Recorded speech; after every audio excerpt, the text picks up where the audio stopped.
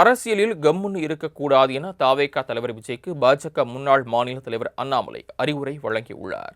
புதுச்சேரியில் செய்தியாளர்களை சந்தித்து பேசிய அவர், திருப்பரங்குன்றம் விவகாரம் குறித்து தாவேகா தலைவர் விஜய் கேள்வி எழுப்பாதது ஏன் எனவும், அரசியலில் கம்முன்னு இருக்கக்கூடாது, பேச வேண்டிய இடத்தில் பேச வேண்டும் என அறிவுரை வழங்கினார். நாட்டில் எவ்வளவு பிரச்சனைகள் நடந்தாலும் தான் வேடிக்கை மட்டுமே பார்ப்பேன் என்றால் மக்கள் தங்களை நம்பி எவ்வாறு வாக்களிப்பார்கள் எனவும் கேள்வி எழுப்பினார்.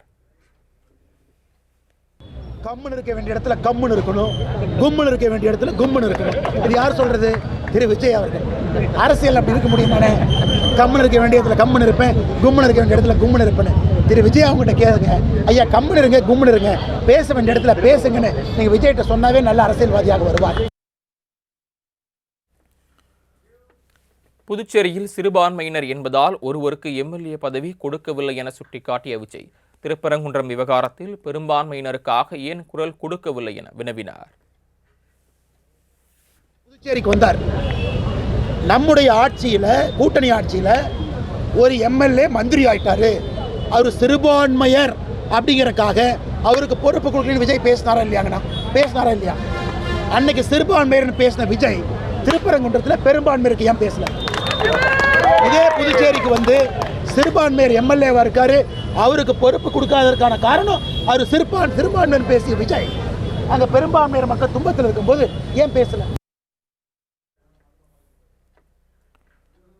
100 நாள் வேலைவாய்ப்பு திட்டம் உருவான போது மகாத்மா காந்தி பெயர் வைக்காதது ஏன் என கேள்வி எழுப்பிய அண்ணாமலை, இந்த விவகாரத்தில் காங்கிரஸ் கபட நாடகம் போடுவதாக குற்றம் சாட்டினார்.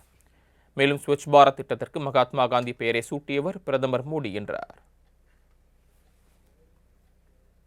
வேலைவாய்ப்பு திட்டம் வந்த பொழுது கூட மகாத்மா காந்தி ஐயாவுடைய பெயர் இல்லை.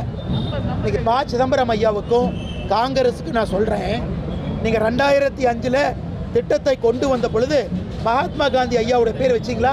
வைக்கல. அன்னைக்கு திட்டத்தினுடைய பெயரே வேற. நீங்க மகாத்மா காந்தி ஐயா பேரையே 2008-09 தான் வச்சிங்க. இல்லை காங்கிரஸ்காரங்க இன்னைக்கு கபட நாடகம் போடக்கூடாது. கார்த்திகை தீபத்தன்று வருடத்திற்கு ஒரு முறை கூட திருப்பரங்குன்றத்தில் உள்ள தீபத்தூணில் பக்தர்களால் தீபம் ஏற்ற முடியவில்லை என வேதனை தெரிவித்த அண்ணாமலை, மலை உச்சியிலிருந்து 50 மீட்டர் தூரத்தில் உள்ள தீபத்தூணில் தீபம் ஏற்றுவதால் யாருக்கு என்ன பிரச்சனை எனவும் கேள்வி எழுப்பினார். மேலும் அறநிலையத்துறை சார்பில் ஆஜரான வழக்கறிஞர் மன்னிப்பு கேட்க வேண்டும் எனவும் அவர் வலியுறுத்தினார். மலையில் என்ன தீர்ப்பு? இத்தனை ஆண்டுகளா பெண்கள் போகக்கூடாது, இன்னைக்கு போலாம், அந்த தீர்ப்பை எதிர்த்தோம். திருப்பரங்குன்றம் என்ன தீர்ப்பு? இத்தனை நாளா தீபம் ஏத்தணும், இடையில ஏத்தல, இன்னைக்கு ஏத்துங்கன்னு சொன்ன தீர்ப்பு. சபரிமலை தீர்ப்பும் திருப்பரங்குன்றம் தீர்ப்பும் ஒன்று கிடையாது. இத்தனை காலமாக இருந்த பழக்க வழக்கத்தை சபரிமலை தீர்ப்பு மாத்துச்சு, நாங்க எதிர்ப்போம்.